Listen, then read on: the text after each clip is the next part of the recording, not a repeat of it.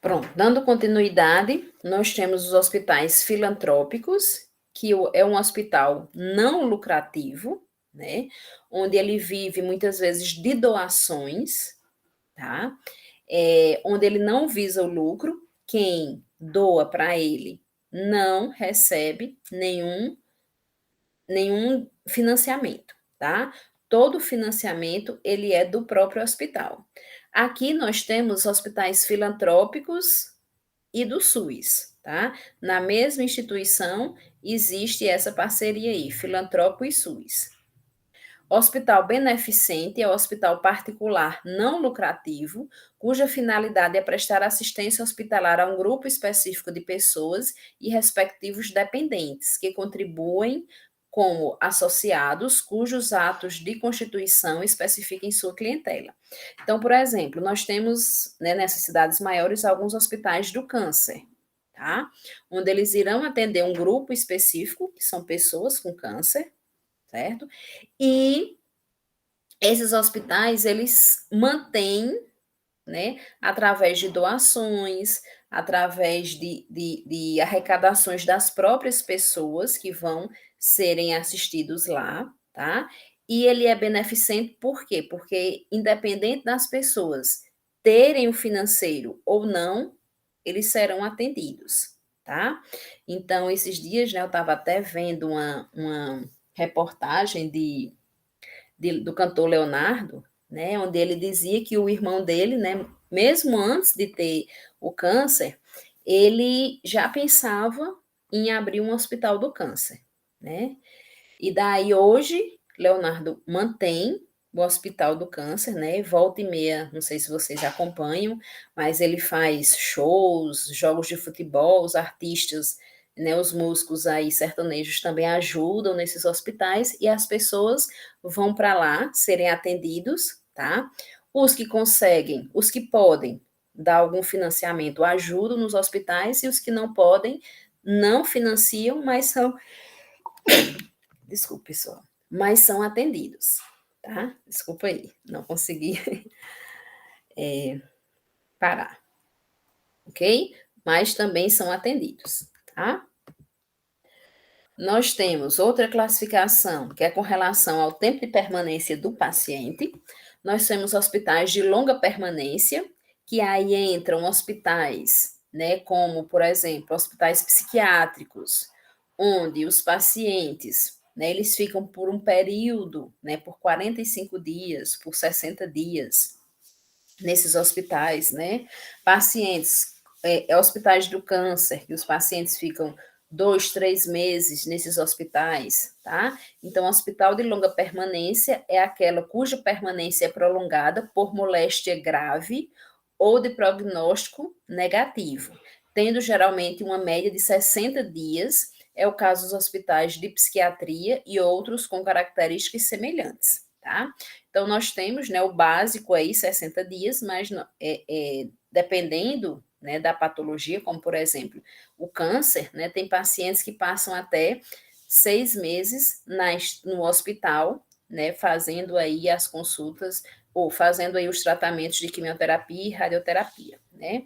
Muitas vezes eles vão e voltam, mas estão lá fazendo o atendimento, certo? E nós temos os hospitais de curta permanência, que é aquele cuja permanência em média não ultrapassa 30 dias, é o caso das instituições médicas de emergência. Então, nossos hospitais, né? A nossa realidade aqui são de hospitais de curta permanência, né? Onde os pacientes eles vão, são atendidos, ficam internados, mas retornam logo para casa, né? Porque a gente sabe que o hospital ele é um ambiente contaminado e de preferência que os pacientes passem o menor tempo lá, né? Por isso que a gente trabalha muito na questão do tratamento desse paciente para que ele retorne logo para a sua residência e não tenha maiores complicações por estar dentro de um ambiente contaminado. Nós temos hospitais com relação ao grupo etário, né, que é a faixa etária, a questão da idade. Então, nós temos hospitais infantis, destina-se a assistir pacientes com idade de até 12 anos, podendo esta faixa variar de alguns hospitais. Tem hospitais infantis que atendem até 16 anos, 18 anos, tá? Que é quando considera-se, né, segundo o Estatuto da Criança e do Adolescente, 18 anos a mais já é adulto, né? Então, esses hospitais infantis, eles podem variar aí, né? Ele vai estar no regimento, né? Vai estar no protocolo dele, dizendo até que idade eles atendem, mas pode variar aí de 12, 16 a 18 anos.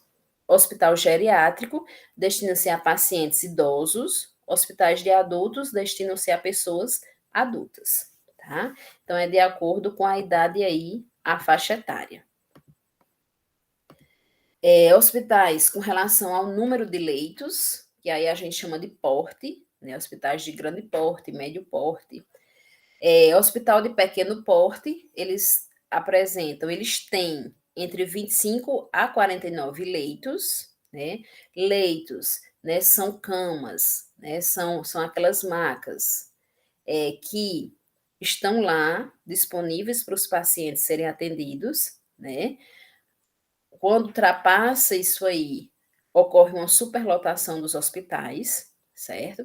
Por isso que aí, quando chega ao limite, eles encaminham o paciente para outro hospital, né?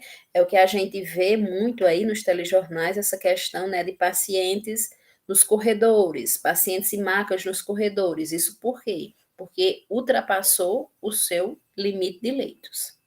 Tá? O correto seria que eles fossem encaminhados para outro hospital, né?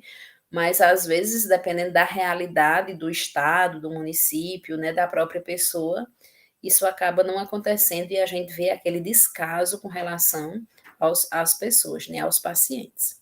Hospital de médio porte, entre 50 a 149 leitos. Hospital de grande porte, entre 150 e 500 leitos. E hospital de porte especial ou extra, mais de 500 leitos, né, que são os hospitais já de referência.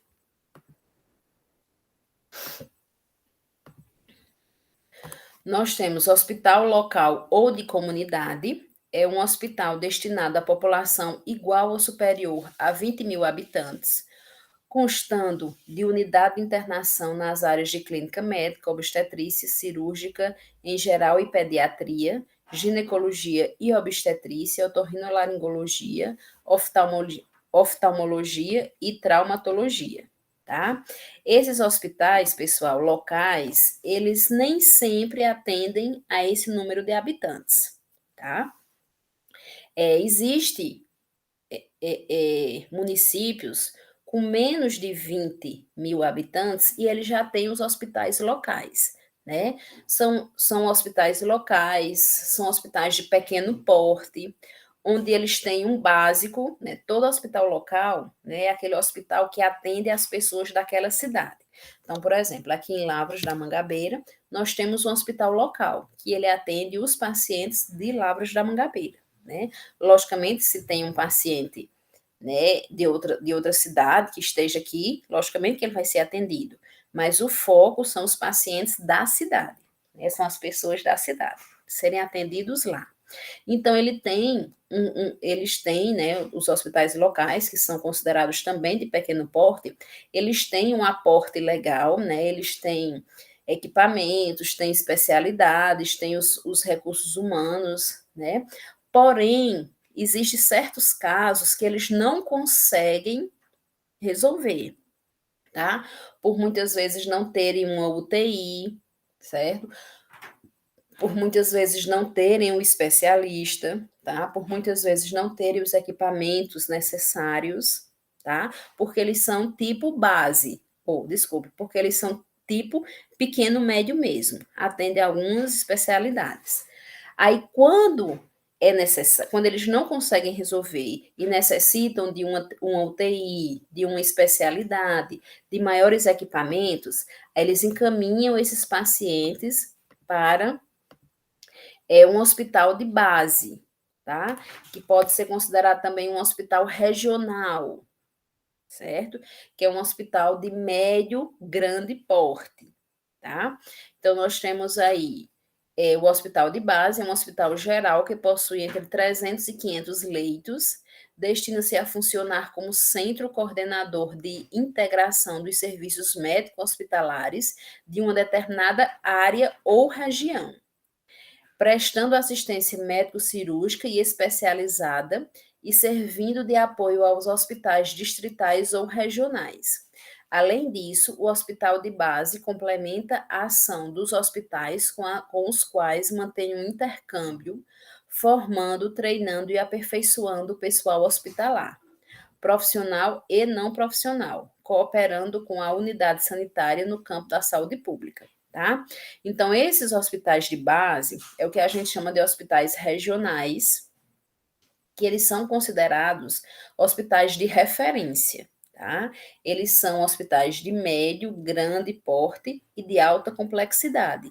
Por quê? Porque eles já têm vários tipos de especialidades, porque eles têm equipamentos, né, recursos tecnológicos mais avançados, né, porque ele tem os recursos humanos. Quando eu falo em recursos humanos, eu estou falando de profissionais, tá? Então, ele já tem já tem várias equipes multiprofissionais que vão assistir esses pacientes, tá? E veja, pessoal, tem que existir uma pactuação. Uma pactuação nada mais é do que um acordo que o gestor municipal faz com o gestor estadual. E daí ele pode estar referenciando o paciente para os locais, né, para os hospitais que foram pactuados, que foram acordados, tá? Então, por exemplo, um paciente de Lavras da Mangabeira, ele pode ir para o hospital regional do Juazeiro porque há uma pactuação, tá? Há um acordo entre gestores, entre gestor e Estado, para o paciente sair do hospital local e ir para um hospital de base, ir para um hospital regional de maior porte, tá certo?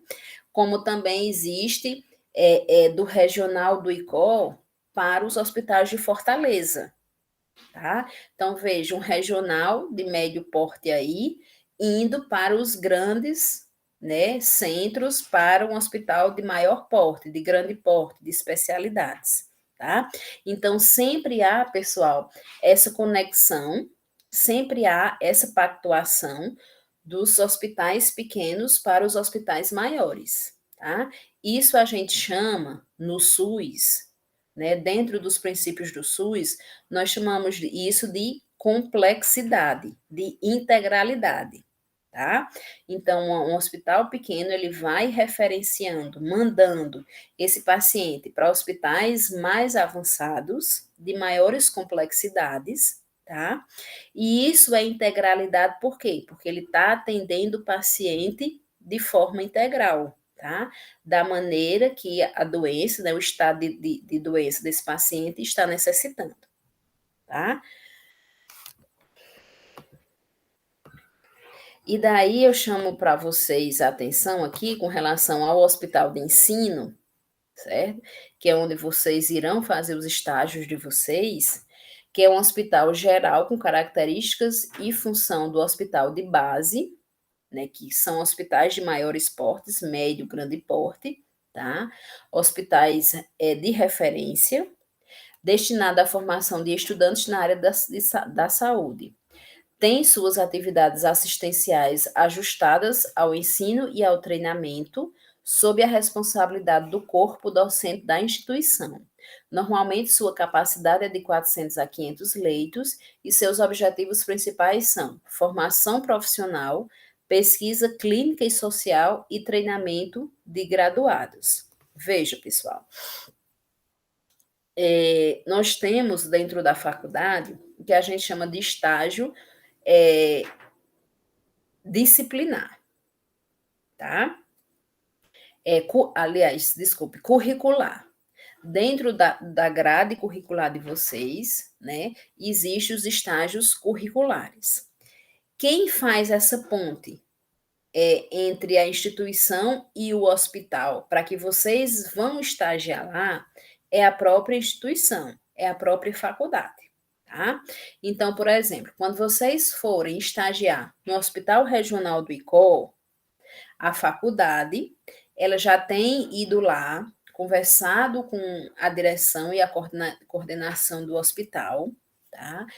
E pedindo espaço para que vocês estagiem lá, certo?